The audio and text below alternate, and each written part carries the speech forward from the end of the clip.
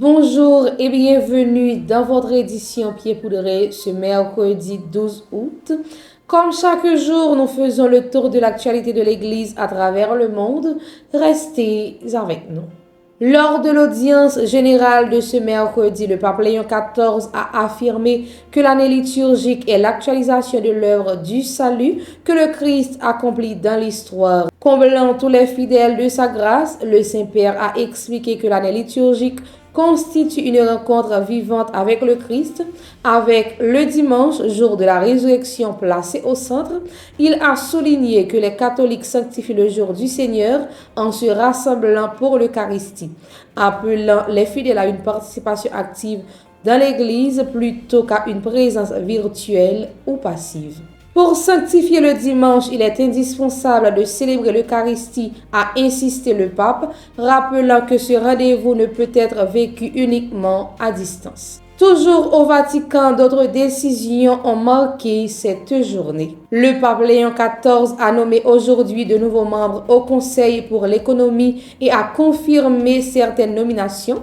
Parmi les nouveaux cardinaux membres figurent Grzegorz Reiss, archevêque de Cracovie, Ladislas Németh, archevêque de Belgrade, Jean-Paul Vesco, archevêque d'Alger, et Roberto Ripoll, archevêque de Turin et évêque sus. 4 nouveaux membres laïcs ont également été nominés: Denis Duverne, la princesse Gisela de Liechtenstein, Paolo Nusiner et Elena Wettstein. Le cardinal Reina Marx a par ailleurs été confirmé dans ses fonctions de coordonnateur, tout comme la vice-coordonnatrice Charlotte Cotter-Kischkoff et le secrétaire Monseigneur Brian Edwin Ferme. Le Saint-Père a également tourné son regard vers l'avenir. En vue de la 60e journée mondiale de la paix qui aura lieu le 1er janvier 2027, le pape encourage à désarmer la technique et servir la paix.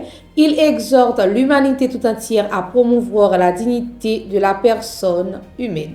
De l'Europe, tournons-nous à présent vers le Moyen-Orient.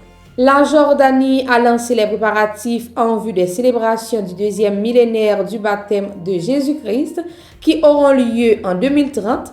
La première réunion du comité chargé de préparer et de superviser ce grand événement s'est tenue ce lundi. Poursuivons notre tour du monde en direction de l'Afrique. Les 2 derniers otages enlevés le 2 août dernier lors de l'attaque de l'église Saint-Joseph à Inoyi-Afa, au sud-est du Nigeria, ont été libérés. Il s'agit du séminariste Lawrence Igbo et du fidèle laïc Emmanuel Onwidi. De l'Afrique, notre regard se porte maintenant sur les Amériques.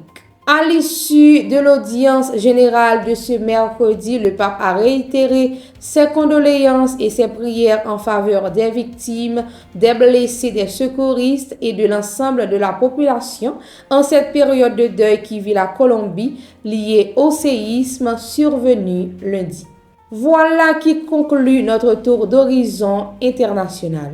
La parole de ce jour nous rappelle que Dieu ne reste jamais indifférent à ceux qui souffrent devant le mal. Il distingue et protège les cœurs qui gémissent face à l'injustice, tandis qu'il appelle son peuple à la conversion et à la vérité. Dans l'Évangile, le Christ trace le chemin de la réconciliation fraternelle, corriger avec charité, chercher l'unité plutôt que la condamnation et se souvenir que là où 2 ou 3 se rassemblent en son nom, il demeure au milieu d'eux. Une invitation aujourd'hui à vivre la fraternité dans la vérité et dans la prière commune. C'est ainsi que se termine votre édition de Pieds Poudrés de ce mercredi 12 août. Merci de nous avoir suivis et à demain pour un nouveau tour d'actualité de l'Église.